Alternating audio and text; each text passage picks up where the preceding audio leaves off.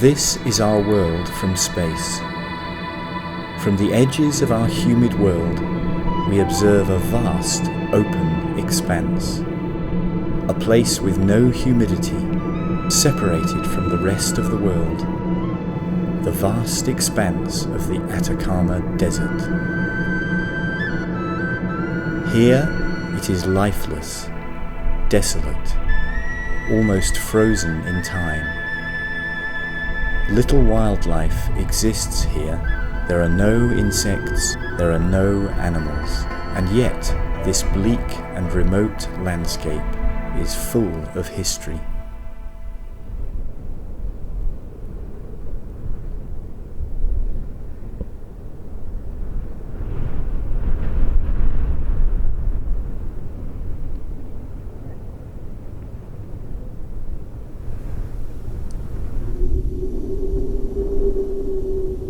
In the foothills of the Atacama, at heights of 4,000 meters above sea level, we find lagoons, places where water can be found in the desert.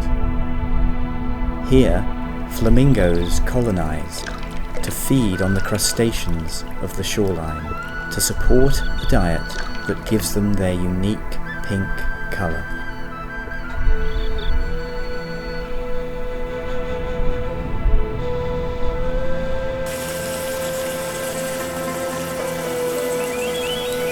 Across the more geologically active regions, we find llamas and vicuñas, the relatives of the llama family. Traveling in family groups, they can be seen feeding on sparse lichens found in places at high altitude. But what is so significant about the llamas, flamingos, and the vicuñas? Set in the cliff faces of prehistoric roads leading to San Pedro de Atacama are messages that come from afar.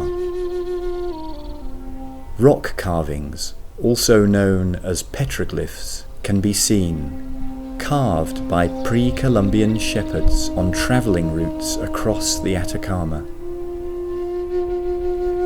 They are the remains of a race now faceless and forgotten. The lack of humidity has preserved these rock carvings in their entirety, almost appearing in the moment in which they were carved. We see carvings of people, the llamas, the flamingos, the vicuñas, some of which are 1,000 years old. They present images of their way of life and the situation in which they were living. But what became of these civilizations that once walked this land? Only the artifacts of a lost society remain.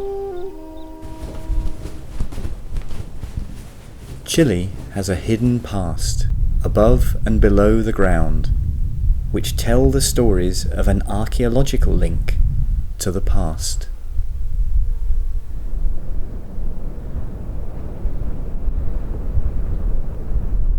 As the sun sets over this mysterious land, the sky comes to life. The Chilean southern sky, enveloped in stardust.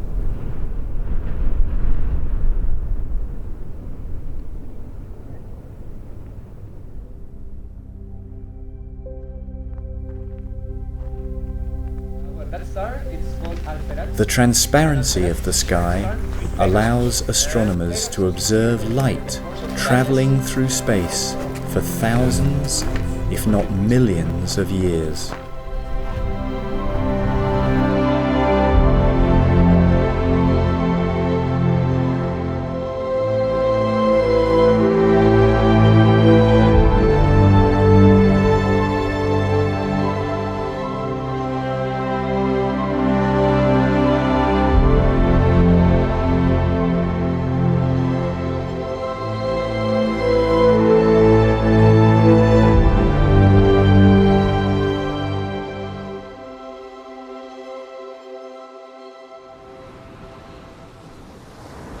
Travelling across the Pacific Ocean, we come to a small and desolate island with a unique and cultural heritage.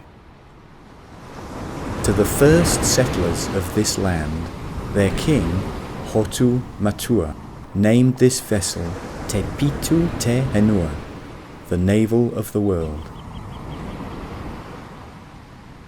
On Easter Day, in the year 1772, the first European settlers discovered this lonely vessel in the open Pacific.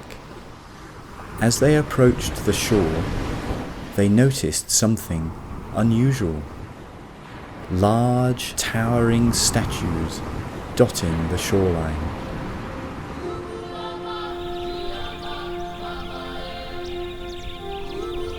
For what the captain of the European expedition did not realise is that he had set his eyes on the famous Moai.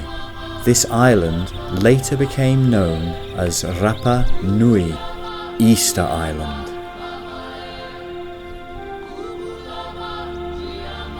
Statues raised in memory of their spiritual ancestors, the long ears and the short ears. Even today, on the standing Moai of the island, the evidence of ear stretching and long, curled nails can be seen at the base of their bodies. Top knots, or pukao, were raised on some of the Moai, hairstyles which were carved from red volcanic rock from the nearby Puna Pau quarry. Their spirits, their ancestry set in stone. The question that puzzled the mystery of the island for years: why were they made? What was the myth that once roamed this land that each of the Moais walked to their destinations? A large part of the mystery was solved when a Norwegian expedition set ashore in 1955. Thor Heyerdahl and his crew, like the archaeologists before them, had ascended on the Moai. Digging below the turf, they discovered the heads of the Moai were only a part of the story. The further they dug, the crew discovered the Moai had full bodies buried beneath the surface. At the quarry in which they were made, known as Ranuraraku, they realized the processes in which the Moai were made, tampered and carved until they were excavated from the volcano's edge. According to Rapa Nui tradition, the Moai were erected and then elevated from left to right as they appeared to walk to each of their destinations, some of them 9 miles at a time. Across the island, we notice the presence of their hidden culture. As with the rock carvings of the Atacama, we find the presence of a culture carved on the rock faces. Only this time, we find the depiction of something much more strange. A figure, half bird, half man. To the locals, the Birdman, and their god of worship, Maki Maki. On the crater lakes of Orongo survives the remains of a village settlement. Every year, the islanders would race down the cliff face and swim to the outer islands, called Motu Nui, to collect and bring back the first laid egg from the migrating bird population. The first one to successfully bring back an intact egg would be crowned the Birdman of the Year. The Moai are only part of a much larger picture. Most of the Moai around the island are now collapsed with their faces turned down. Why was this? Ecological suicide. As the Moai continued to be carved, more palm trees were used to elevate and transport the Moai. until eventually there was no more. Seasonal rains would drain away the fertile soil in which these trees were once supported. As a result, this annihilated the food crops of the islanders, and ultimately this resulted in cannibalistic acts. A war resulted between the two tribes, Short Ears overturning the Long Ears creations. In the years that followed, European and Chilean settlers stole from this precious land. The islanders for slavery, beautiful artworks and sculptures raided from settlements and cast aboard cargo vessels. The construction of the Moai stopped, and so with it the few islanders that now remained kept much of their ancestry a secret for centuries. Now, in the 21st century, the islanders have never been more proud to speak of their forgotten heritage and tell the stories of their ancient ancestors. There is still much to be learnt about this spectacular island, and for now, the mystery comes to a close.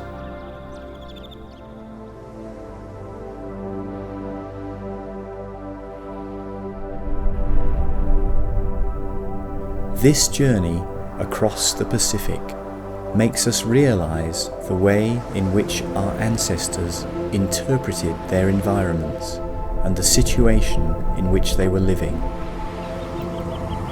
as they find it linked to their eternal place in the universe. There is so much we do not know about the mind of ancient man, and perhaps he had something in his culture which we are struggling for today. Through the mists of time, their spirit lives on. The power of man's mind remains the power of his imagination.